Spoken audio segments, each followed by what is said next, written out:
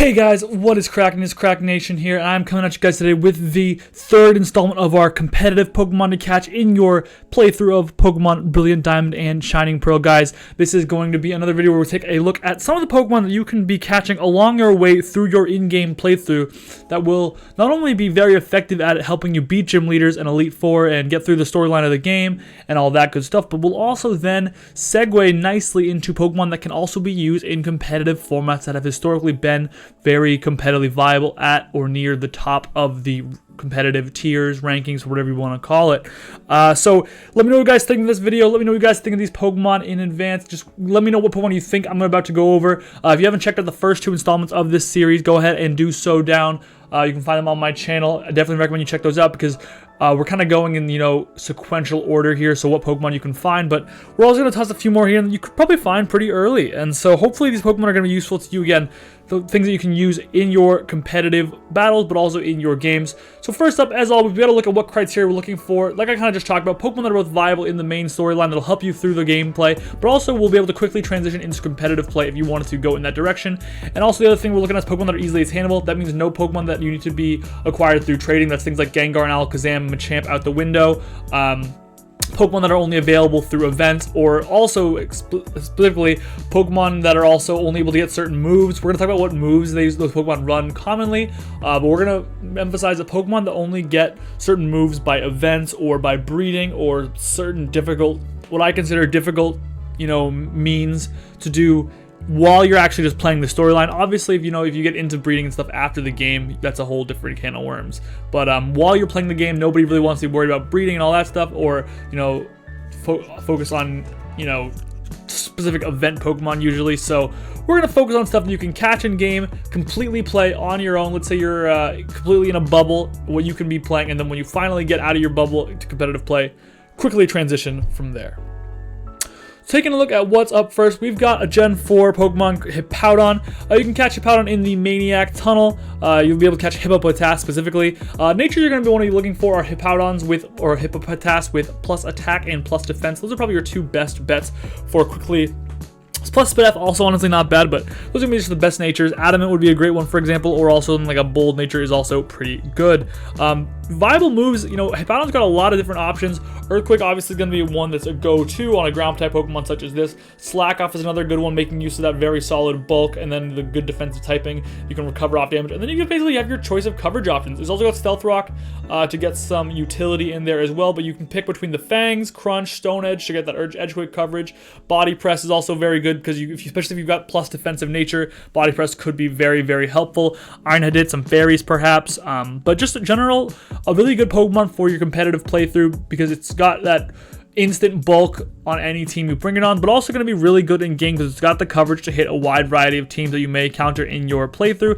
This is definitely a Pokemon that's quite good. It's been pretty competitive viable for a long time. I think you're going to find a lot of success. It is available a little bit later in the game, unfortunately, so you're going to have to wait a little bit to catch that Hippopotas, but once you do, it definitely will not disappoint. I think this is a no-brainer in any team that's looking for a good ground type. For example, if you don't have Torterra, you could definitely pick this up later on and feel really good about what you've got going with Hippowdon. Taking a look at the next Pokemon on this list, we're going to be taking a look at Gardevoir. Gardevoir is a Pokemon that has gained the Fairy type that it did not have prior in Generation 4 when it was originally released, but now has Fairy typing. You're going to be able to catch Ralts on routes 208, 209, and 212. Viable moves include Moonblast, Psychic, Psyshock, Calm Mind, Wish, Thunderbolt, Shadow Ball, Energy Ball. Those are all going to be quite useful to you if you want to run any of those. Moonblast being obviously the stab move of choice. Then you can pick your Psychic's move of choice between Psychic and Psyshock. Calm Mind, obviously a really good setup move. Then some coverage options, which is really cool. Thunderbolt, Shadow Ball, Energy Ball, also all really good. Wish to get some recovery in there as well and be a utility mon if you want. Best natures you're going to be looking for are plus special attack and plus speed. Boosting natures will probably be your best to make sure you're a offensively very potent Gardevoir. Alternatively, if you want to do plus Spidef and having me go like a Wish, Calm Mind kind of route, that's definitely very, very potentially viable as well. But I would say in game you want to try to play competitive can play offensively, I should say, excuse me. So that's going to be your best bet there. Another option I want to talk about actually is Gallade. I didn't consider Gallade a very competitively viable Pokemon. Unfortunately, Mega Gallade, awesome Pokemon. But regular Gallade has not really seen a lot of high tier competitive play because it's kind of poor speed stat that doesn't let it capitalize on its offensive potential very well. But that said, if you wanted to go Gallade, that is another very useful alternative. For in-game, I think Gallade will do really, really well. It just may fall a little short when you get to competitive play, unfortunately. But Gallade getting the Dusk Zone, obviously is an option as well. But overall, I think Gardevoir is going to be, just in general, probably a better Pokemon for you to use in your competitive play. And then also in-game, it'll be pretty good as well. So, again, just some good coverage moves here. Some very good stabs. Good options all around. Taking a look at the next Pokemon on our list, we've got a Gen 4 evolution in Magnezone. You're going to have to catch it on Route 222 at the Fuego Ironworks. And that's going to be just also... I don't think you can catch it at Valley Forge, actually. Never mind. But you can Magnemite, I should say. You're not going to be able to catch. But its best nature, definitely going to look for one with a plus special attacking nature. It does have a pretty good defensive stat, and plus speed isn't awful. But just in general, plus special attack will definitely be your best bet when using Magnezone. Viable moves that you're going to want to be looking for are Thunderbolt is really good. If you wanted to go for a little less power, but more of that paralyzed chance, Discharge really is really good. Flash Cannon's a really cool move on this Pokemon. As it is a really powerful stab move, and so is Volt Switch, just to get that pivoting access. That'll instantly be very useful when you get to competitive form. As you guys know, pivoting is really vital, really useful in competitive formats. Finally, Body Press is a move that's really useful on Magnezone. Now that it kind of lost Hidden Power Fire, Body Press actually ends up being a really good way for Magnezone, who has a pretty good defense stat, to potentially beat the steals that it's trapping with its ability Magnet Pool.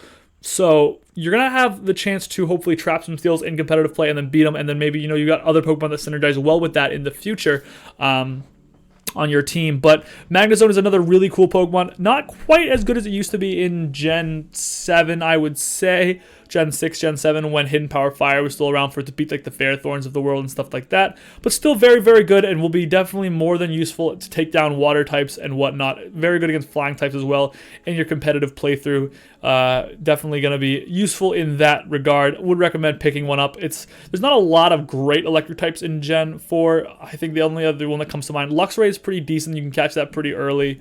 But it's kind of falls short in competitive play, and then Electivire is the other one that comes to mind. But Magnezone overall, definitely the best, most competitively viable, and probably will also be your best in game.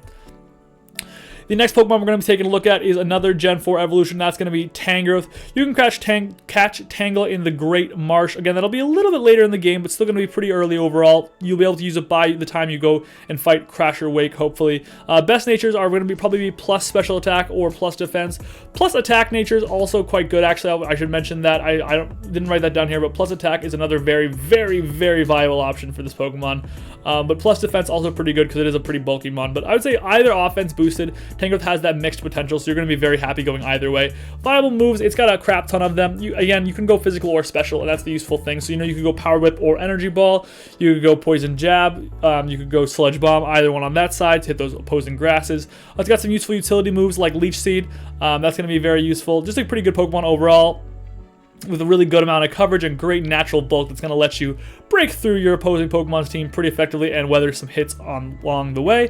Again, you can catch this right before you get to Crasher Wake, and so that would be very useful to have one of these guys on your party if you were about to take on a Water-type gym leader. Extremely good against that gym.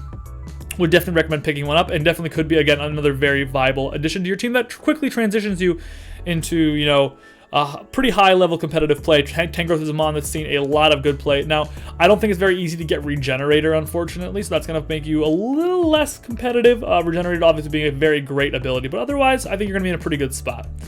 The final Pokemon I want to talk about for today's installment is going to be a mon you're going to have to catch a little bit later, right around, I believe, right before the 7th gym, and that's going to be Mamoswine. You're going to have to catch that Swinub early on in that route, but that's going to be, unfortunately, a little later in the game. Catch it around Route 217 or at the QE lakefront up north.